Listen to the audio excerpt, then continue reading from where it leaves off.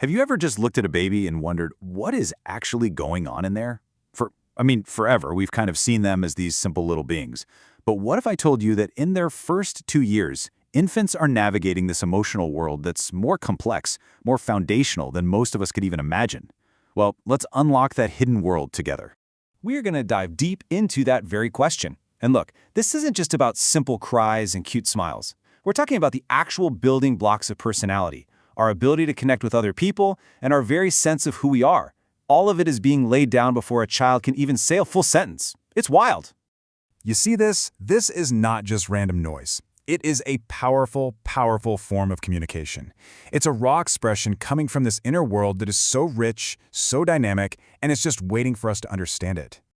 Okay, so where does it all start? Well, it begins with a core set of emotions, the ones that are basically hardwired into us from day one, and they unfold on a surprisingly predictable timeline.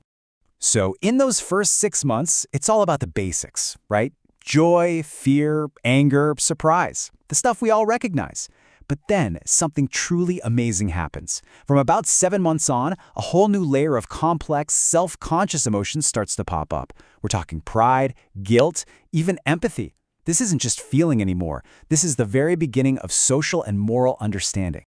So how in the world are we supposed to understand all these feelings when a baby can't just tell us what's wrong? Well, it turns out infants are master communicators. They use this whole sophisticated set of signals that, we can actually learn to decode.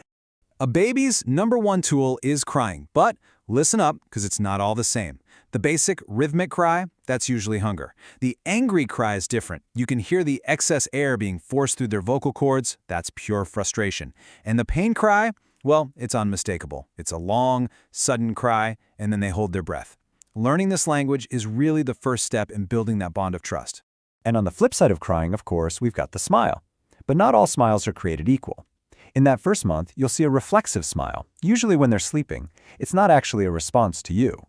The real magic, that happens around 2 months with a social smile. This one is the real deal. It's intentional, it's a direct response to your face or your voice, and it is one of the most powerful tools for building a lifelong bond. Then comes fear, which usually shows up around 6 months. And believe it or not, this is a good thing. It's actually a sign of cognitive growth. The infant now understands who their main people are, which leads to 2 classic behaviors: stranger anxiety, that classic wariness of unfamiliar faces, and separation protest, which is the distress they feel when a caregiver leaves. It's such a powerful signal that a really deep bond has formed. Okay, so all of these emotions are universal, but the way each baby expresses them is totally unique. And this brings us to the blueprint of personality, something called temperament. Temperament isn't what a baby does, it's all about how they do it. It's their innate style. Are they generally happy? Do they react super intensely to new things?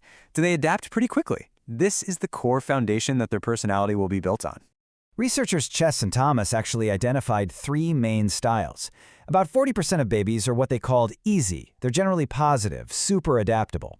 The difficult child tends to react more negatively and struggles with change, while the slow-to-warm-up child is more cautious at first and has a lower intensity of mood. And really, no style is better than another. They're just different starting points on the journey of life. So, you've got this baby's unique temperament. How does it interact with their environment? Well, this brings us to what might be the single most important emotional development of infancy: attachment. Attachment is so much more than just love. It's this deep, enduring emotional bond that connects one person to another across time and space. And what's crucial to understand is that the bond an infant forms with their primary caregiver becomes the blueprint for every single relationship they will have for the rest of their life. So what drives attachment? For years, people just thought it was all about who feeds the baby. But Harry Harlow's famous research with monkeys completely blew that idea out of the water. When he gave baby monkeys a choice between a wire mother that had food and a soft cloth mother that just provided comfort, the monkeys overwhelmingly chose comfort. This study was a game changer. It showed us that touch, warmth, and security are way more powerful drivers of attachment than just food. This powerful bond doesn't just appear overnight. As psychologist John Bowlby laid out, it develops in these really clear phases. First, the baby responds to pretty much any human. Then, they start to narrow their focus to a primary caregiver. By about 7 months, they are actively seeking out that specific person for comfort and safety. And finally, After age 2, it turns into a real, reciprocal relationship, where the child actually starts to understand the caregiver's feelings too. And the quality of this first bond, it has lifelong consequences. Research by Mary Ainsworth found that infants who form what's called a secure attachment, meaning they trust their caregiver as a reliable source of safety, tend to grow into kids and adults with stronger emotional health, higher self-esteem, and just more positive social skills all around. It really matters. All right, so let's put the pieces together. We have these core ingredients: innate emotions, individual temperament, and that crucial bond of attachment. So how does it all come together to create a unique person? Well, it all happens within the social context of the family. Think of it like this. Personality isn't something a baby is just born with. It's built, literally brick by brick, through thousands of tiny daily interactions. Every single time a caregiver responds to a cry, or shares a smile, or offers comfort, they are laying another crucial brick in the foundation of their child's sense of self. This whole construction of the self happens through these key milestones. According to the psychologist Erik Erikson, that first year is all about developing trust in the world. Then the second year is about developing autonomy, that sense of independence. And right in the middle, a huge cognitive leap happens. By about 18 months, a baby can look in a mirror and realize, hey, that's me. That is the dawn of self-awareness. You know, the golden thread that ties all of this together is caregiver sensitivity. And it's not about being some kind of perfect parent. Not at all. It's about being a good enough parent. Someone who can accurately read an infant's signals, their cries, their smiles, their fears, and just respond appropriately and consistently. That sensitivity is what builds trust, forges that secure attachment, and ultimately nurtures a healthy sense of self.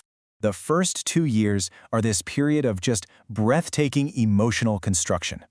Babies are not passive blobs. They are active architects of their own minds, building the foundation for an entire lifetime of feeling, relating, and just being. So maybe the next time you see an infant, the question isn't just, what are they thinking, but who are they becoming?